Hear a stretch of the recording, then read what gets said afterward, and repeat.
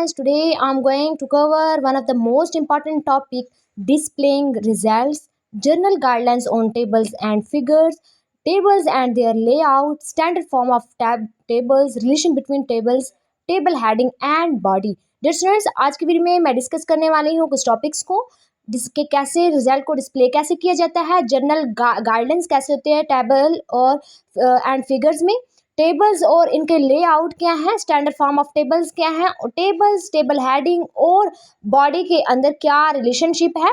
सो आज की शॉर्ट सी वीडियो में सब डिस्कस होने वाला है। शुरू करते हैं आज की अपनी video.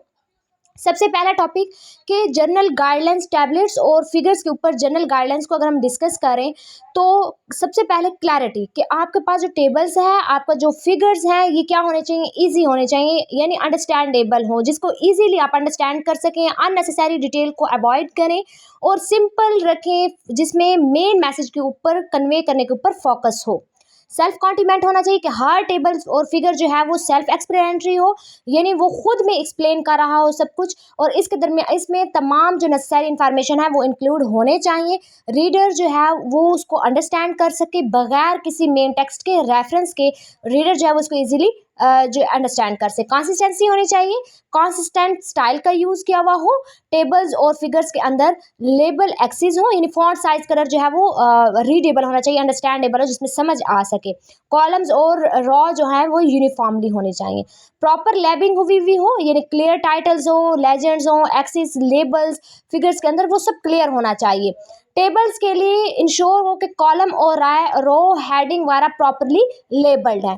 Integration with the text के तमाम जो टेबल्स हैं, फिगर्स हैं, वो बॉडी ऑफ द टेक्स्ट को रेफर होने चाहिए और इनके जो रेलिवेंस है वो एक्सप्लेन्ड हो, यानी क्लियरली इंटेग्रेट होना चाहिए टेक्स्ट, बगैर किसी डिस्कशन के। Don't leave them without discussion the text, text में डिस्कशन के बगैर इसको छोड़ना नहीं है। सो ये हमारे पास फर्स्ट टॉपिक की जर्नल गाइडलाइंस, टेबल्स और फिगर्स के ऊपर जर्नल गाइडलाइंस। अब हम डिस्कस कर लेते हैं टेबल्स और इनके लेआउट को, देयर लेआउट। सो सबसे पहले अलाइनमेंट कि टेक्स्ट जो हो वो with in table should generally be left align होना चाहिए, न्यूमेरिकल डेटा जो है वो राइट अलाइन होना चाहिए। इजी कंपैरिजन हो, मतलब इस तरीके से समझ अच्छे से आएगी जब आपके पास टेक्स्ट जो हो वो जनरली लेफ्ट अलाइन होगा और न्यूमेरिकल डेटा आपके पास राइट होगा।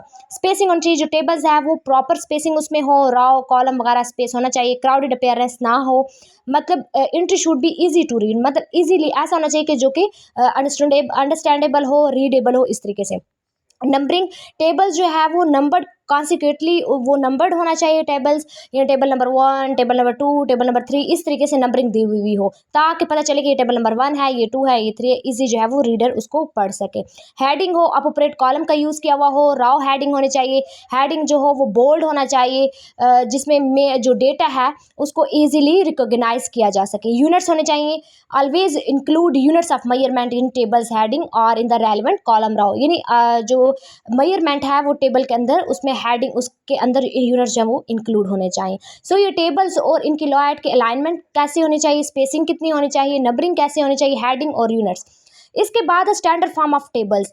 सबसे स्टैंडर्ड फॉर्म ऑफ टेबल में क्या है कि सबसे पहला टाइटल, यानी हर टेबल का ना वो कौन साइज टाइटल होना चाहिए अबव द टेबल, टेबल के ऊपर उसका टाइटल और कौन साइज होना चाहिए, छोटा सा टाइटल जो है वो क्लियरली इंडिकेट करके करे पर्पस और कंटेंट ऑफ द टेबल, यानी उस टाइटल ऐसा होना चाहिए, क्लियर होना चाहिए कि उसको देख कर ही नीचे टेबल पूरा समझ में आ जाए।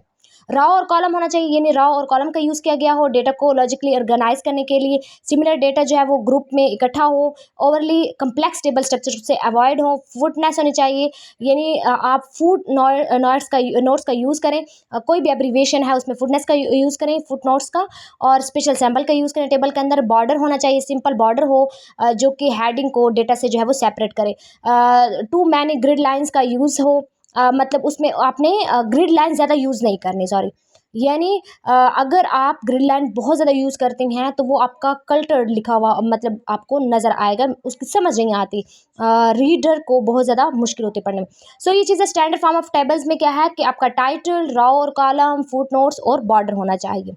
इसके अलावा लास्ट है रिलेशन बिटवीन टेबल्स और टेबल हेडिंग और बॉडी के अंदर क्या रिलेशन। जो टेबल हेडिंग है ना, हर टेबल का मीनिंगफुल हेडिंग होती है जो कि उसके कंटेंट को रिफ्लेक्ट कर रहा होता है। हेडिंग जो है वो क्रिटिकल हो, ये रीडर को उसको अंडरस्टैंड कर सके रीडर उसमें, और तो उस टेबल के हेडिंग से ही डेटा प्रेजेंट पर फोकस किया जा सकता है और एक रीडर जो है उसको अंडरस्टैंड कर सके।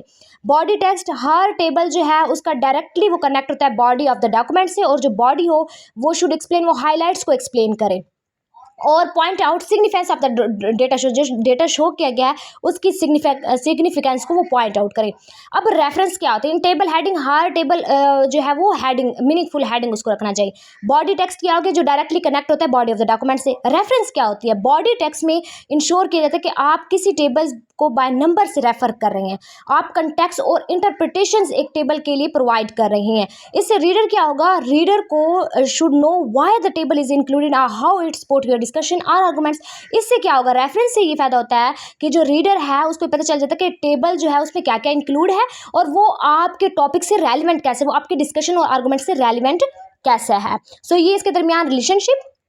सो डियर स्टूडेंट्स, आज की वीडियो में हमने डिस्कस किया डिस्प्लेइंग रिजल्ट को, जिसमें गाइडलाइंस और टेबल्स और फिगर्स को देखा, टेबल्स और लेआउट के डिस्कस किया, स्टैंडर्ड फॉर्म ऑफ टेबल्स को देखा, relationship between tables, table heading and body को हमने डिस्कस किया। आई होप आप लोगों को इस शॉर्ट सी वीडियो से ये टॉपिक क्लियर हो गया होगा। Thank you for watching my video. अल्लाह हाफिज़।